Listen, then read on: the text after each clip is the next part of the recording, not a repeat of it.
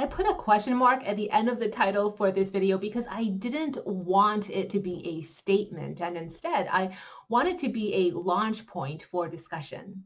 In the video description box, you'll find a link to a Big Think article posted earlier this month. It posits that Eastern philosophy says there is no such thing as a self and that science, neuroscience specifically, agrees.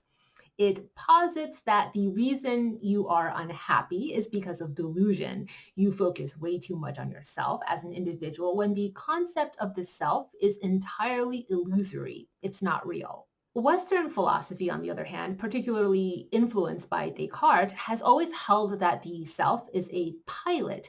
I think, therefore I am. You know that, right? The I controls everything, your body, your thoughts, feelings, all of it. The underlying philosophy to many Eastern schools of thought, be that Buddhism, Taoism, or certain schools of Hinduism, is the principle that there is no self, or at least that's how I've observed the Western mind interpreting it as. There seems to be a majority consensus in the Western world in terms of interpreting Buddhist thought that the self is an avatar-like projection of one facet of an interconnected universal consciousness. If you've been around Buddhist or Taoist spheres and communities for any length of time, you will have heard this idea of there is no self. I think the only thing we can say with any fairness and objectivity is that, yes, Eastern philosophy does espouse a core tenet that the concept of self, of us as an individual, I and me, this is an illusion because it is a socialized construct. However, what that means exactly, I think that is subject to interpretation. And I think different Buddhists will interpret that concept differently. Different Taoists and different Hindus will interpret that concept differently. I don't believe that there is a unanimous consent on how to interpret that tenet. The Big Think article ties in neuroscience, noting that in all the ways we've been able to map out the brain, we cannot find any part of the brain that is the self center. In other words, we can map out the language center of the brain, computing images center, emotional center, but there is no self center. There are only mapped out centers for sensation and for processing input of data. So from a neurological perspective, we've been misidentifying the processing as the object or thing itself, the self. The act of processing is what you are perceiving as you as the self. Buddhism specifically teaches that this identification of the self that is in control of the self is a fiction, and we create this fictional narrative of the self so that we can ascribe meaning and purpose and importance to the process that we are a part of. But the catch is, in this effort to find meaning and purpose and importance to the processing that we are perceiving, this fabricated concept of I and me, the ego, ends up causing us to suffer. The whole reason you suffer, you and I suffer, is because we think that we are really, really important. The very asking of the question, why me, a question we've all asked ourselves at some point, speaks to that sense of self-importance. It's the birth of selfishness. If I said a devastating earthquake or some tragedy has hit some distant land far away, affecting people you know nothing about, how do you feel? How much do you truly suffer from that earthquake? And so long as we're talking about fairly normal people, I don't think we're assholes or terrible for feeling how we feel. I think the average person will, yes, definitely feel some sense of sympathetic, intellectualized sadness because you do possess the capability of feeling a fundamental sense of united love and compassion.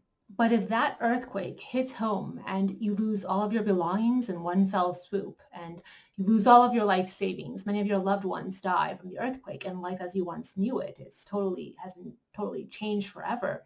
How do you feel then? How much do you suffer from that earthquake? So on this very abstract conceptual level, void of human sentimentality, I think we can agree that it is true that our selfishness is the cause of our suffering. But back to the conversation comparing general Cartesian philosophy to Buddhist, Taoist, and some schools of Hindu philosophy. Per Cartesian philosophy, the self is the most important point of observation and perception for understanding material reality. Per Buddhist philosophy, the self is described as an illusion, and buying in to that illusion of the self and the importance of the self is what causes you suffering. Now, the reason I put a question mark in the video title is because I want to talk about this rather than assert it as a statement.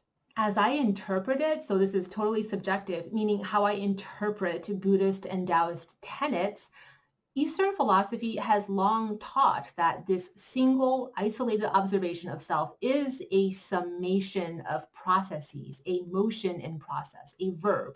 You are a verb, the condition of the various organ systems in your body in motion right now, the active changes happening every millisecond that in sum makes up you is what you are labeling as you and identifying as the self. But this self that you have identified is really just a summation of movements, motion, and processes. Whereas Cartesian philosophy has identified that motion and process as proof of self. So instead of viewing process as motion, Western philosophy, according to that article I linked, views process as an object, a subject, a noun. You are a noun. And it's super interesting to me how metaphysics reflects this fundamental philosophical difference. In Western occultism, you think of the four elements, fire, water, air, and earth, as fixed elements. In Eastern occultism, the five elements, wood, fire, earth, metal, and water, or more precisely the five changing phases, are conceptualized as five movements. Fire in Western occult philosophy as an element describes the state of something, and it's defined and fixed in a certain sense unless some action is taken to modify or transform fire. Fire in Eastern occult philosophy is a state of change, describing a process that is in motion that has the potential and kinetic force to create something. Fire is the action in motion, a process that will modify or transform something. So I think before we talk about whether there is a self versus there is no self, it's an illusion, we need to talk about a very, very fundamental difference in how these cultural values talk about matter, about physical reality. As I observe it, Western thought, and here we're going to loop in Western occult philosophy, views objects and elements as concretized, defined states of matter. Eastern thought and Eastern occult philosophy views objects and elements as motions, and we label the different types of motions.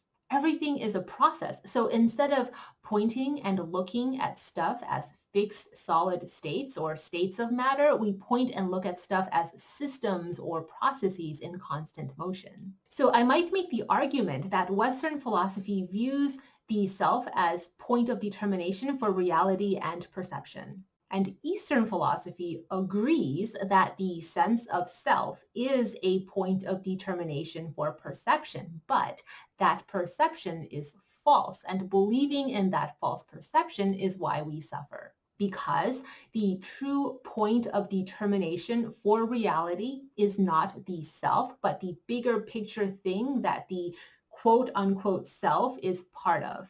There is no self as a tenet is not saying there is no self. It's just saying the self is not the point of determination for perception or reality or of importance. The point of determination for perception and reality and what is truly important for purpose is whatever great big thing you and I are connected to, the Tao. The universe, in a manner of speaking, because the universe is one connected whole, the numinous void. Like it's saying that we are all totally part of a worldwide web, and what you perceive as self is truly just the same as a virtual avatar. But this is also exactly why I don't think we are doing ourselves any favors by not fully acknowledging how massively impossible the concept of no self is to grasp.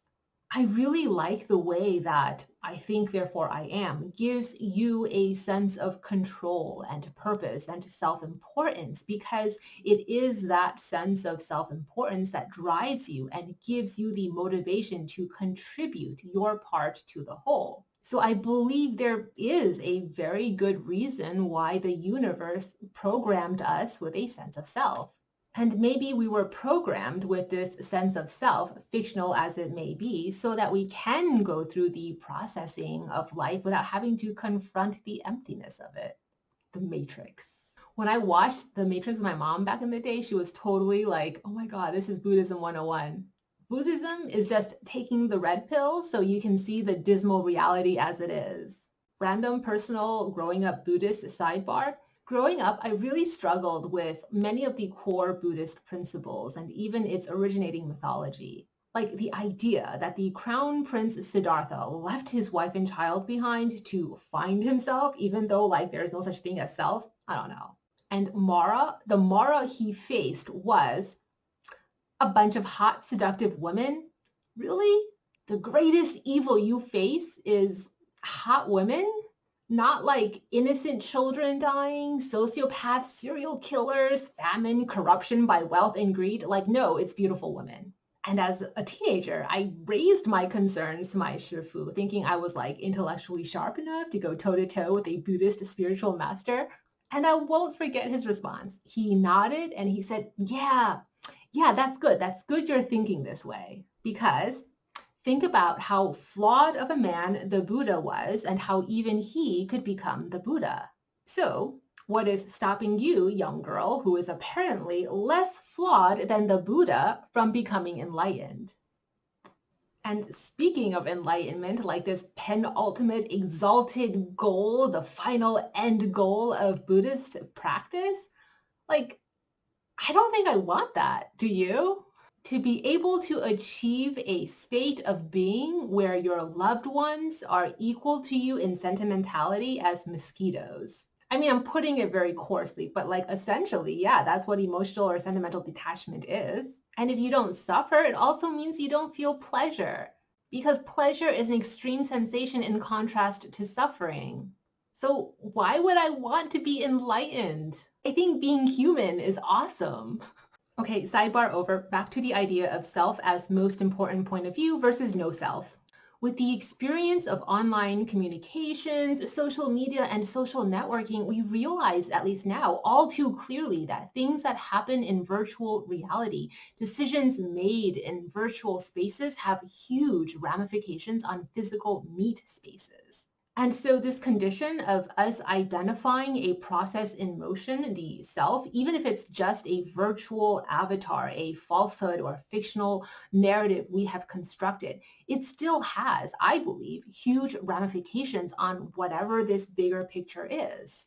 I do truly believe that armed with this idea that the self, whether it's just a process in motion and a socialized construct, or it's defined by the way we think and perceive and therefore realized, we're not gods, but the fact we possess the ability to self-aggrandize is also what gives us a dangerous ability to become gods, which seems antithetical to Buddhist and a Taoist principle in a manner of interpretation, because whether you're talking about nirvana or immortality, the path to that, according to theological principle, is by removal of the self, detachment from the self, and integration with the numinous void. My brain is short-circuiting. So then, to the extent we artificially define the word real, isn't the self real? Isn't virtual space real, or at least has real, measurable, observable impact potentially?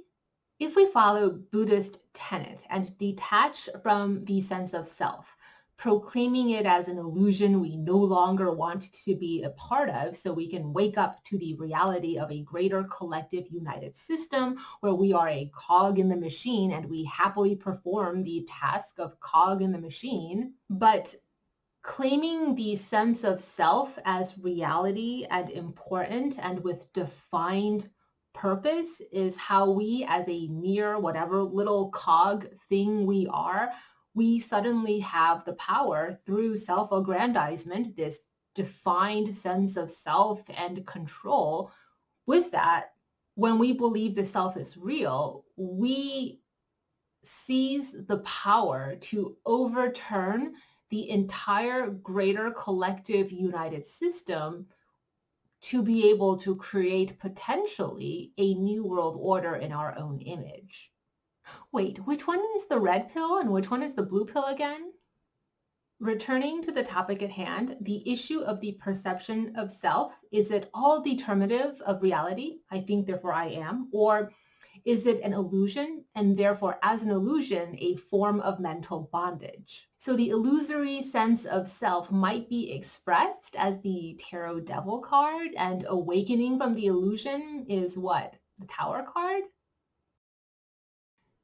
To try and close this out so I don't ramble any longer, my interpretation only, of the Buddhist and Taoist principle, there is no self, the self is an illusion, is like, okay, I can get behind that maybe my sense of self is a socialized construct.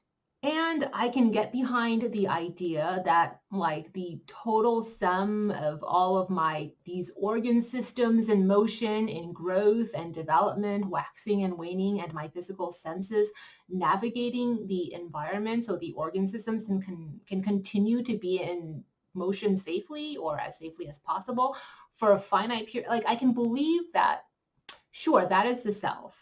I've taken this unique assembly of parts and said this assembly of parts, unique as it is, creating this unique whole, this is the self. And I am fabricating an identity onto this whole made up of these parts to say this is me. I get that. I mean, right, don't you?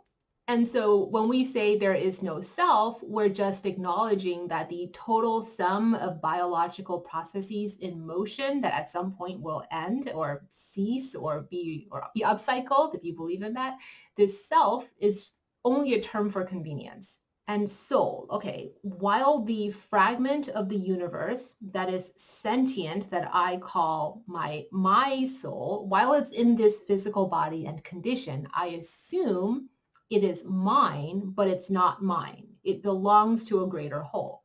Okay. And when I die, this piece of soul that I mistakenly assume is my own will reunite with, will reincarnate into.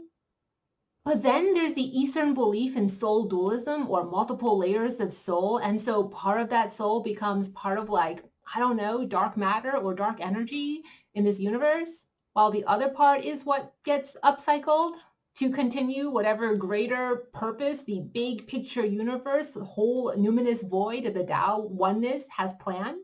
And so what about fate versus free will? I feel like that question is getting folded into the self versus no self question, right?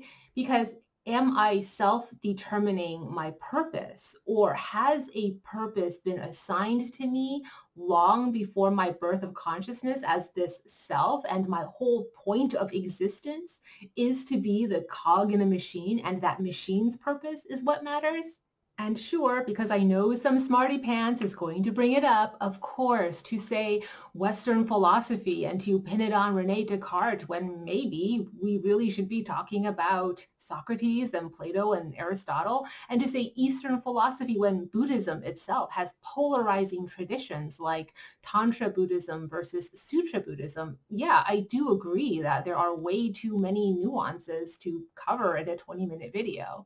But I also think it's disingenuous to deny that we have this global, collective, and colloquial concept of a divided Western philosophy being me-oriented and Eastern philosophy being big picture-oriented. We do have on the colloquial level that lay concept. Anyway, I now turn it over to you when pressed to answer the question, who are you? What is the self? How do you respond? Is there a defined self, or is there no self? What do you believe?